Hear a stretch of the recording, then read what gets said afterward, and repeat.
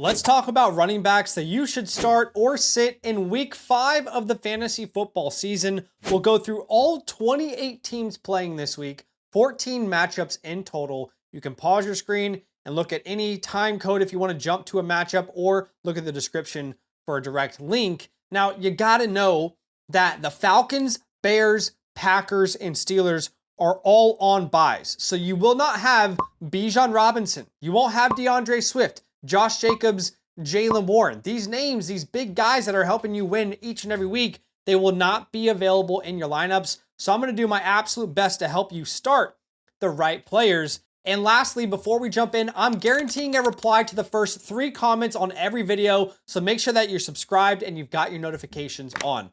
Let's start with Thursday Night Football. We've got the 49ers at the Rams. This should be a really fun one on Thursday night. 46.5 point over under. 3.5 point spread in favor of the Rams. So high over under.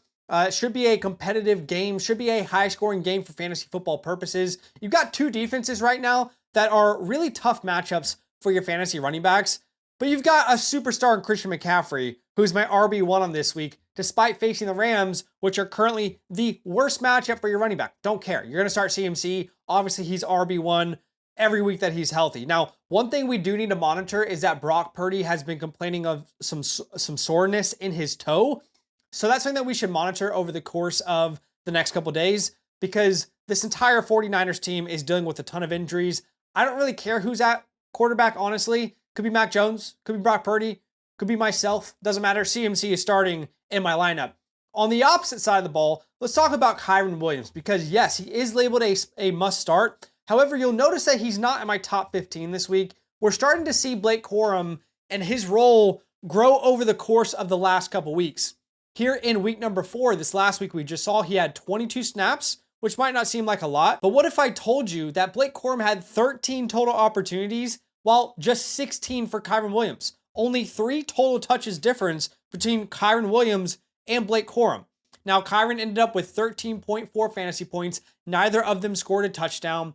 But, you know, Blake looked great as he typically does. Kyren looked great as he typically does. They're using both Blake and Kyren in the air. So, yes, right now, Kyren Williams is still the preferred back. But this is a scary trend that we need to monitor and see if it continues over the next couple of weeks. Blake Corum, I labeled a risky start. You're only starting him if you're in a true desperate situation where you're throwing a Hail Mary up and saying, hey, maybe I don't have a better option than this. All right, we've got the London game starting this week. I know last week I forgot it was Dublin, but we've got the Vikings at the Browns in London. Make sure you are up and awake and setting your lineups, because last week, the Jaylen Warren owners know this best. Anything can happen, all right? You think a guy's going to play, and then out of nowhere, Jaylen Warren's out, and you're looking at Kenneth Gainwell with a 30 bomb. So make sure you're up and setting your lineups. Now, it's a 36.5 point over-under, which is the lowest over-under of the week. No surprise, Vegas does not anticipate a lot of fantasy points in this matchup.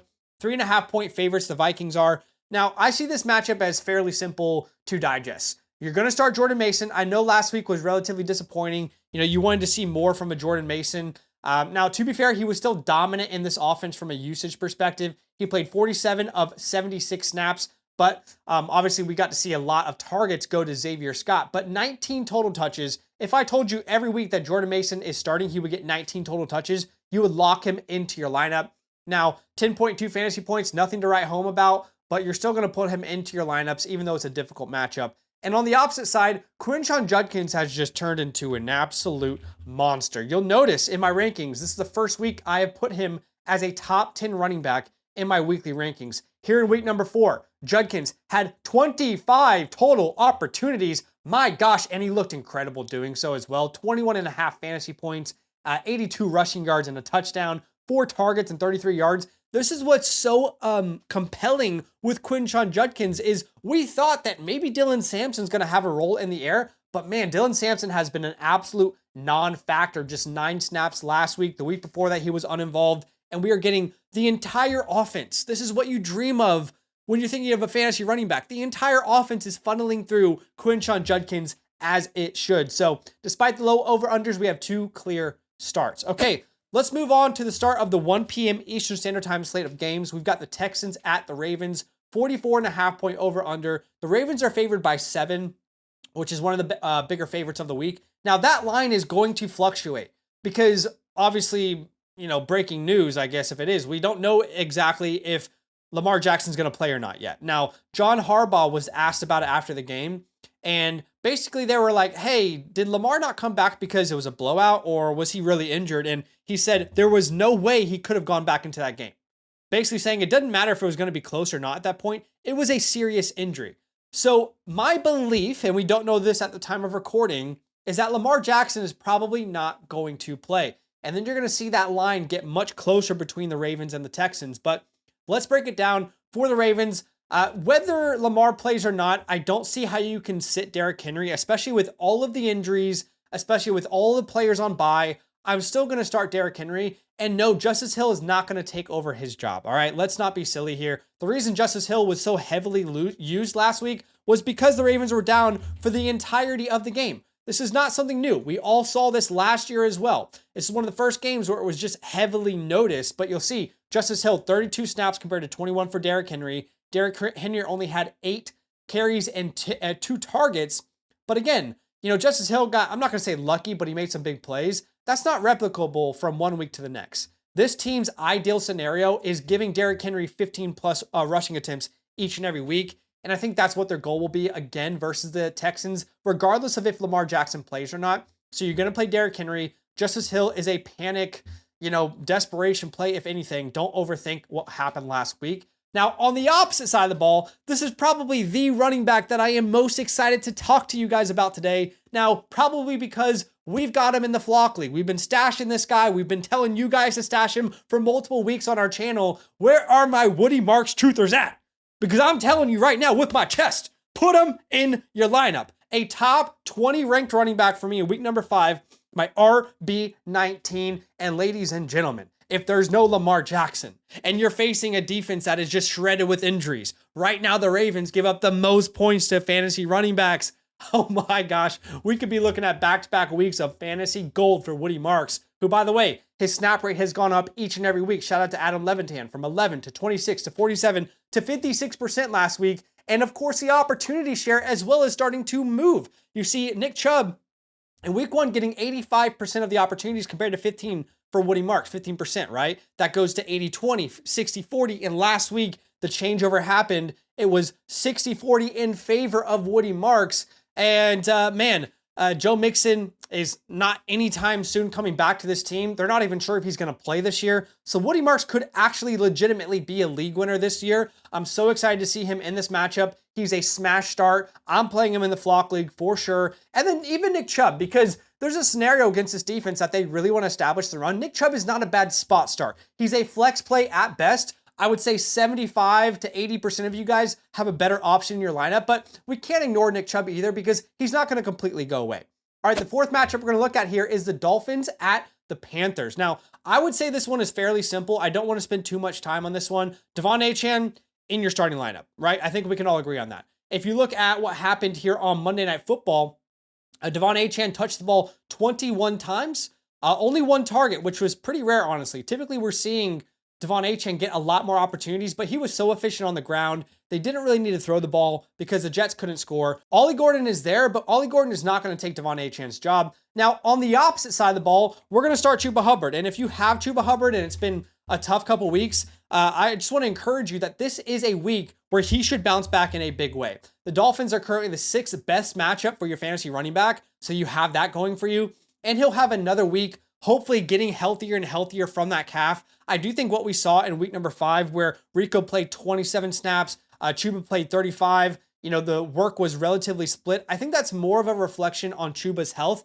than really the direction this team wants to go. However, it is something we do need to monitor. For Rico Dowdle to get 10 plus touches in back-to-back weeks, for Chuba Hubbard to lose work in back-to-back weeks, it's definitely on my mind. It's definitely something I'm concerned about. Hopefully what happens for our Hubbard owners is he comes in this matchup, smash matchup, he kills it, and then you can look to sell him high. Okay, the 5th matchup we're going to look at here is the Raiders at the Colts. 48.5 point over-under, one of the highest over-unders of the week. Colts are heavily favored. Jonathan Taylor should smash. I'm not going to waste your time because you don't need me to tell you to start one of the best running backs in the NFL. You're going to start Jonathan Taylor. Keep it simple, stupid. KISS. I say that to myself all the time. Now, on the opposite side of the ball, I know a lot of y'all been hounding me, being like, Zach, Ashton Jeanty sucks. You were wrong on Ashton Jeanty. You were wrong on Amarion Hampton. You were wrong on ex-rookie running back. And I have been begging and begging and begging you guys, just deploy some patience, all right? These rookies don't always, 9.9 out of 10 times, a rookie's first 4 games are their worst games of their rookie season. They always get more work. They always get more involved and build more trust with their offense. That's exactly what you saw out of Ashton Jeanty here on Sunday, who was one of our favorite starts of the week versus the Chicago Bears. He came out there and absolutely dominated. You'll see here 21 carries, 2 targets, and he turned that 21 carries into 144 yards. Looked like an absolute monster running through there, right? Breaking tackles left and right, used in the air, absolute dominant performance. Finally, we got rid of the whole Dylan Lave experience on third downs. So man, Ashton Jeanty looks like an absolute superstar moving forward. He's got to be in your lineup. Fun fact, you know the Michael Myers dance that Ashton Jeanty used to do at Boise State? Well, they finally let him do that. Coach said he loved it. Now, one thing we do need to monitor is that Colton Miller, their tackle, won't be able to play with a high ankle sprain, but that doesn't stop you from starting Jeanty. Okay, at 6, let's look at the Giants and the Saints. Cam Skattebo, a top 15 running back for me this week.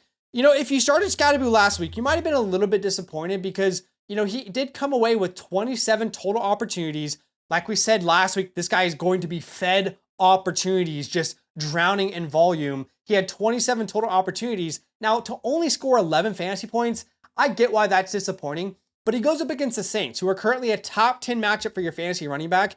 I would say 95% of you guys watching this video should be starting Cam Skattebo. Like, he should probably be in your lineups. Now, on the opposite side of the ball, now, as far as the whole Kendre Miller, Alvin Kamara situation goes, here's the good news for both of these guys. This matchup is a smash matchup. Amarion Hampton just dominated the Giants on the ground. We've seen plenty of running backs dominate the Giants on the ground. They're a top 5 matchup for your fantasy running back. So we should see Alvin Kamara bounce back in a huge way. Now, obviously, as a Kamara owner, you never really want to see Kendre Miller come out here and have 11 carries on the ground. You never want to see him get involved on the goal line. But still, Kamara had 20 total touches. He was still the dominant guy, over 70% of the snaps. And, you know, versus the Giants, he should be in a great position to get back into his fantasy football ways. And then, of course, if they look to trade him later on, Kendre Miller should be stashed.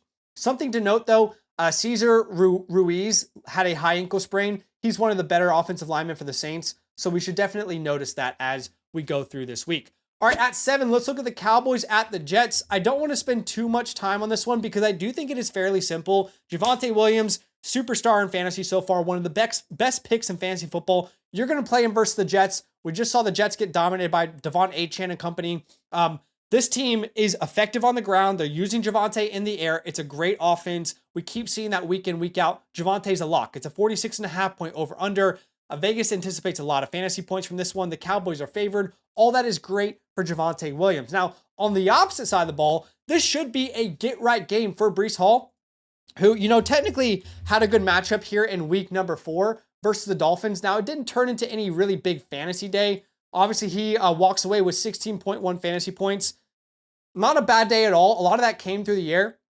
But of course, didn't get into the end zone. Some of you probably wanted a 20-point day from Breece Hall. I think that 20-point day could come in week 5 versus the Cowboys, who currently give up the 7th most points to fantasy running backs. This was a hilarious quote, by the way. Breece Hall was asked after the game about the loss to the Dolphins.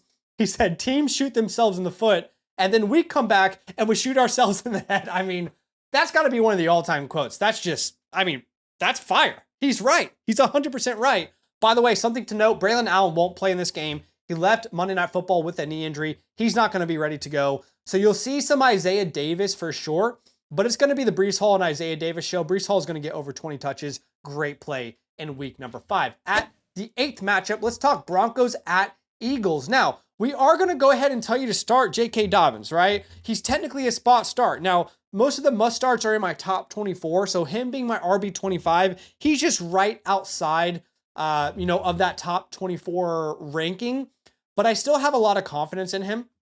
It's just that we saw RJ Harvey get more involved than I think Dobbins owners are comfortable with. And we've been telling you guys, be patient with Harvey. You know, he's good. His role is going to grow. Maybe look to sell high on J.K. Dobbins. if you're out there and you're a Dobbins owner, I would encourage you to start exploring the market, because here in this game, Dobbins had 36 snaps, 33 to RJ Harvey, so almost dead even. RJ Harvey had 19 touches compared to 17 for J.K. Dobbins. Now we have to contextualize that, right? Because at no point during this game were the Broncos worried about losing. The entire second half, they were comfortable and they were running the ball out. So who knows, if this was a competitive game, would we have seen that much RJ Harvey? The thing is though, if you watch Monday Night Football, there was a lot of designed action for RJ Harvey. Now, if we could just get rid of Tyler Bidet, this annoying Tyler Bidet usage, then maybe we'll have relevance for both Harvey and J.K. Dobbins. But a nice little quote-unquote breakout for Harvey, over 20 fantasy points. He looked great in the air, on the ground. But of course, not every week you're going to face the Cincinnati Bengals. And this week they face the Eagles, who are technically the 11th best matchup for your running back. But that defensive line is no joke. So anytime this Eagles defense could figure it out and they could stop the run, it will be a competitive game. Now, I'm going to label J.K. Dobbins a flex play, a spot start, okay? Meaning he's a fine play, in your RB2, in your flex spot. But Harvey is a risky play at best, meaning Hail Mary at this point. Now, if you just lost a bunch of players to injuries and the bye week, you could put him in there, but don't expect him to get 19 touches again in week number 5. Now, of course, he will progress into being an important part of this offense, but I think maybe his involvement had more to do with the game last week than a true plan to go away from J.K. Dobbins, because Dobbins himself looked really good in that matchup. And then, of course, on the opposite side of the ball, you're going to start Saquon Barkley. It doesn't matter who the matchup is. This is at Philadelphia. The Eagles are favored, so maybe we'll finally see a big Saquon Barkley game. Now, news is constantly changing in the NFL. I mean, the Jaylen Warren owners would know this best. He was just randomly an inactive in the London or the Dublin game last Sunday. So if you want the most up-to-date rankings, as soon as I hit submit, you'll know exactly what my weekly and rest of season rankings are. You can get that with the 2025 season pass. It's a $34 one-time purchase with the promo code LAND. You get season-long access to my rankings, rest of season rankings, all the premium tools on the Flock site, like the trade calculator, as well as some start, sit, and trade question vouchers to come ask me questions on our live stream. All right, the 9th matchup we're going to look at here is the Titans at the Cardinals. This is the start of the afternoon slate of games. Not a very high over-under, not a lot of projected points, but the Cardinals are heavy favorites, almost 10-point favorites. One of the biggest spreads of the week in favor of the Cardinals, heavy favorites. So that is obviously great news for one Trey Benson. Now, if you're a Trey Benson owner, you were probably a little bit disappointed last week. I came on our show this time last week. I said, hey, be cautious going all in on Benson. It is his first time in a starter role. We don't know exactly what the split between him and DeMarcado is going to look like. A lot of you guys are unhappy that I didn't label him a must start, but maybe you understood where I'm coming from now. Now, here's the good news on Thursday night. Okay, Benson clearly the number one running back, 37 of 67 snaps. He had, this is what's disappointing, 13 total opportunities, okay? 13 total opportunities. Now, they were down for the majority of that game, and you're thinking about a game versus the Titans, who give up the 4th most points to fantasy running backs, who are 9.5-point underdogs. You should see a much better game for Trey Benson in week number 5. I would be shocked if he's not giving you 13, 14, or more fantasy points in this game. The good news is, still involved in the air, had the 5 targets. They just didn't give him enough opportunities on the ground. I mean, he was very good on the ground, very effective on the ground. They need to feed Mr. Trey Benson. Now, you're going to start him with a lot of confidence this week. On the opposite side of the ball, here's the thing. The Cardinals are the 8th best matchup for your running backs, so it's a decent matchup.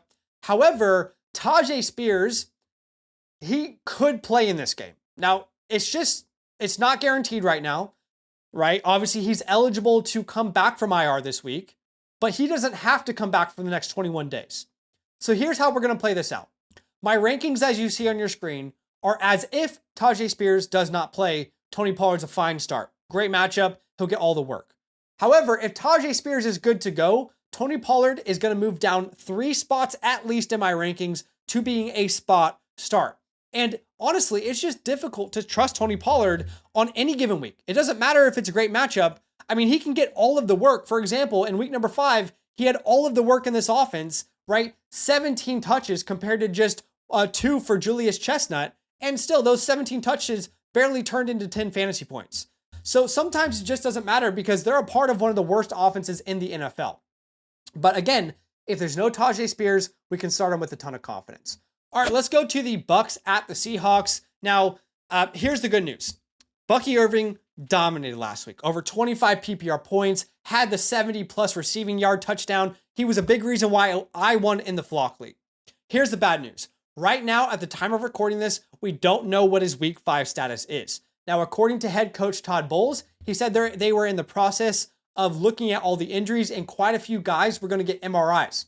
And Bucky Irving was one of those names. So there is an injury that he is dealing with.